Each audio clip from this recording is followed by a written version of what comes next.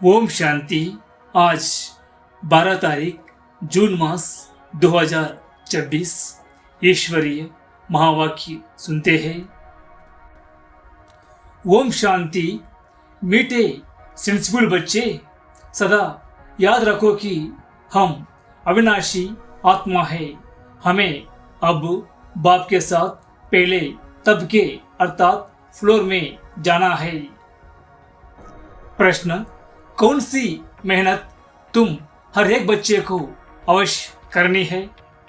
उत्तर, बाबा तुम्हें जो इतनी नॉलेज देते हैं उसे अपनी दिल से लगाते रहो, अंदर ही अंदर उसको मनन कर हजम करो, जिससे शक्ति मिलेगी।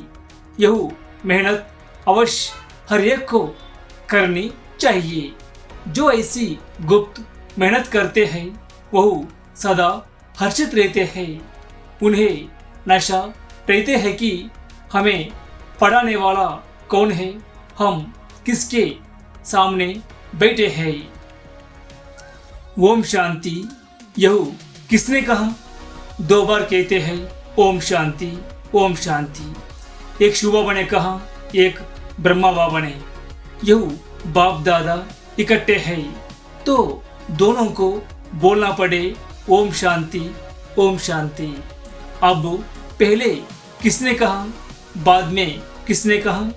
पहले शिव बाबा ने कहा ओम शांति, मैं शांति का सागर हूँ। पीछे किसने कहा? दादा की आत्मा ने कहा। बच्चों को याद दिलाते हैं ओम शांति, मैं तो सदैव देही अभिमानी हूँ, कभी देह अभिमान में नहीं आता हूँ।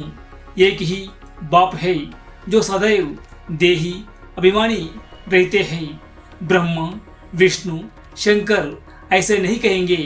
तुम जानते हो ब्रह्मा विष्णु शंकर का भी सूक्ष्म रूप है। तो ओम शांति करने वाला एक शिव बाबा है जिसको कोई शरीर नहीं। बाप तुमको अच्छी रीति समझाते हैं और कहते हैं, मैं एक ही बार आता हूँ, मैं सदैव देही अभिमानी हूँ, मैं पुनर्जन्म में नहीं आता, इसलिए मेरी महिमा ही न्यारी है। मुझे कहते हैं निराकार परमपिता परमात्मा। भक्ति मार्ग में भी शिव के लिए कहेंगे निराकार परमपिता परमात्मा है। निराकार की पूजा होती है, वो कभी देह में नहीं आते हैं, अर्थात देह अभिमानी नहीं बनते हैं। अच्छा, फिर उसके नीचे आओ सूक्ष्म वतन में, जहाँ ब्रह्मा विष्णु शंकर रहते हैं। शिव का नाम रूप तो देखने में नहीं आता है, चित्र बनते हैं, लेकिन वो है निराकार, वो कभी साकार बनते ही नहीं। पूजा भी निराकार की ही होती है। बच्चों की बुद्धि में सारा ज्ञान रहता है, भक्ति तो की है। चित्र बच्चों ने देखा है। तुम जानते हो सत्ययुग त्रेता में ना चित्रों की भक्ति होती ना विचित्र की। बुद्धि में आता है परमपिता परमात्मा विचित्र है, उनका ना सूक्ष्म ना स्थूल चित्र है। उनकी महिमा गाई जाती है, दुख हरता सुख करता पतित पावन। तुम और किसी के चित्र को पतित पावन नहीं कहेंगे। कोई भी मनुष्य नहीं जिनकी बुद्धि में ये बात हो। ब्रह्मा विष्णु शंकर है सूक्ष्म वतन निवासी। पहला तबका फिर दूसरा तबका, ऊंचते ऊंच मूल वतन। उस तबके में रहने वाला है परमपिता परमात्मा। सेकंड नंबर तबके में सूक्ष्म शरीर वाले हैं। थर्ड तबके में स्थूल शरीरदारी है। इसमें मूंझना नहीं है। ये बातें सिवाय परमपिता परमात्मा के कोई समझा नहीं सकते हैं। ऊपर में सृष्टि है आत्माओं की, उसको कहा जाता है निराकारी दुनिया। हम सब आत्माओं की दुनिया, इनकॉर्पोरियल वर्ल्ड। फिर हम आत्माएं कॉर्पोरियल वर्ल्ड में आती है। वहाँ है आत्माएं, यहाँ है जीव आत्मा है। ये बुद्धि में रहना चाहिए। बरोबर हम निराकारी बाबा के बच्चे हैं। हम भी पहले निराकार बाप के पास रहते थे। निराकारी दुनिया में ही आत्माएं रहती है, जो अभी तक पाठ बजाने लिए आते रहते हैं साकार में।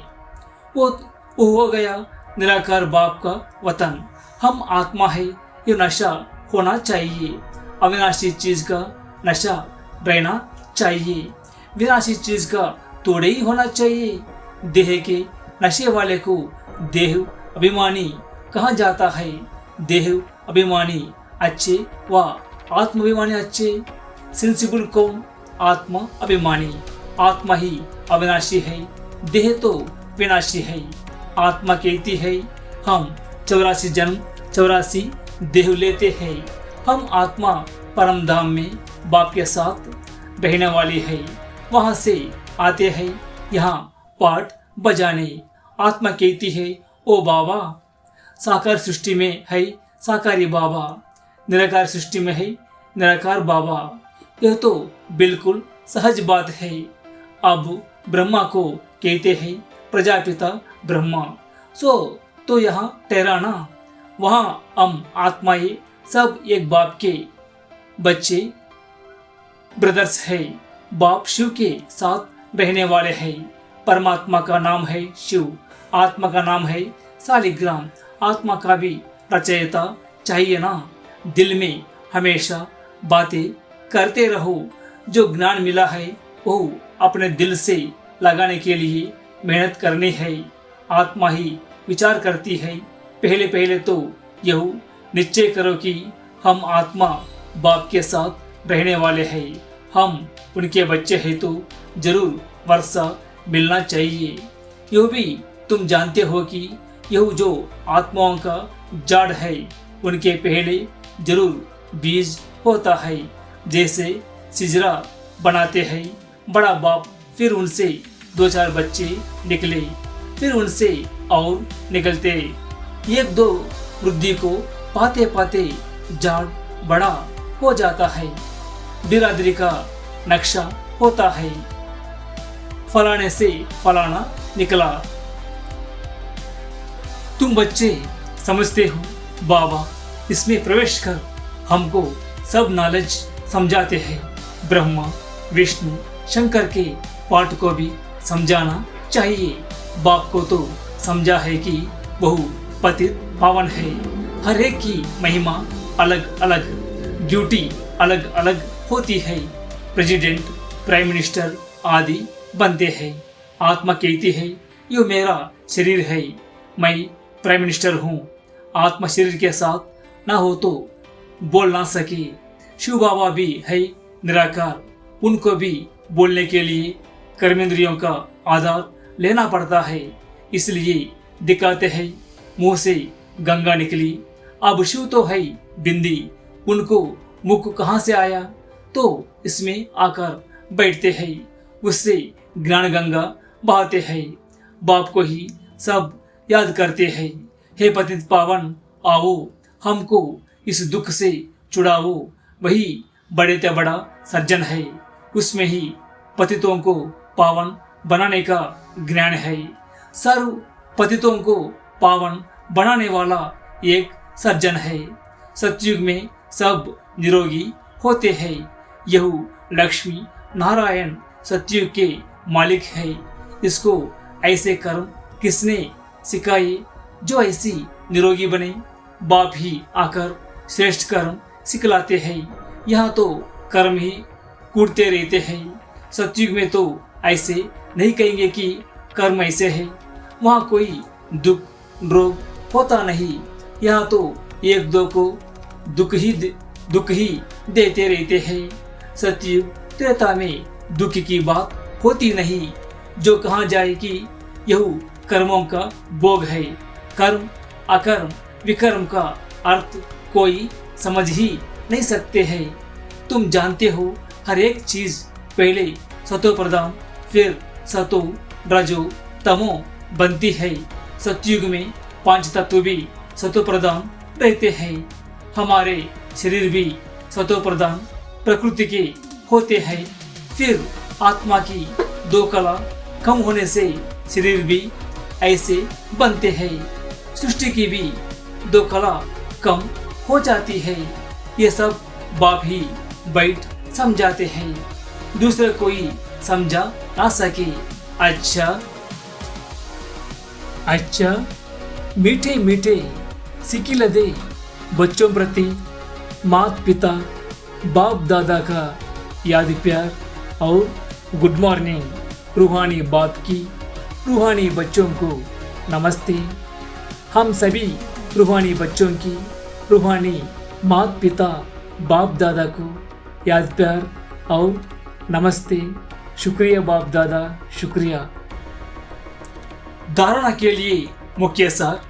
पहली, अभी से ही बाप की श्रीमत पर ऐसे श्रेष्ठ कर्म करना है जो फिर कभी कर्म कूटने पड़े, अर्थात कर्मों की सजाएं ना खानी पड़े।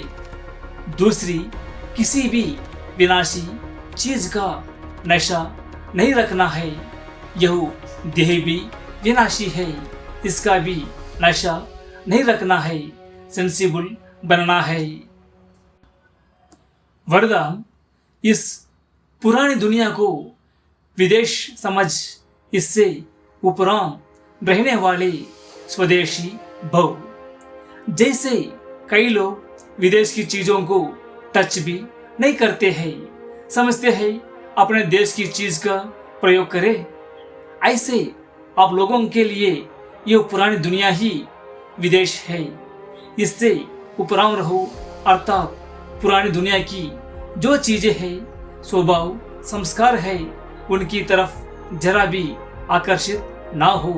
स्वदेशी बनो, अर्थात आत्मिक रूप में अपने ऊंचे देश, परम धाम और इस ईश्वरीय परिवार के हिसाब से मधुबन देश के निवासी समझ इसको इसके नशे में रहो।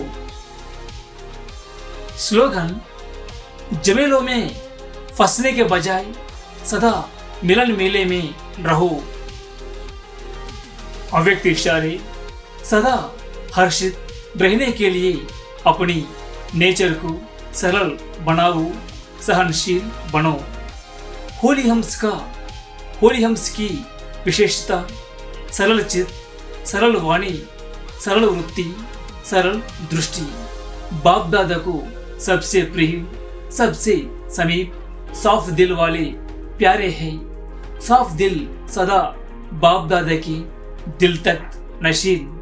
सर्वश्रेष्ठ संकल्प पूर्ण होने के कारण वृत्ति में दृष्टि, बोल में, संबंध में, संपर्क में सरल और स्पष्ट एक समान दिखाई देते हैं।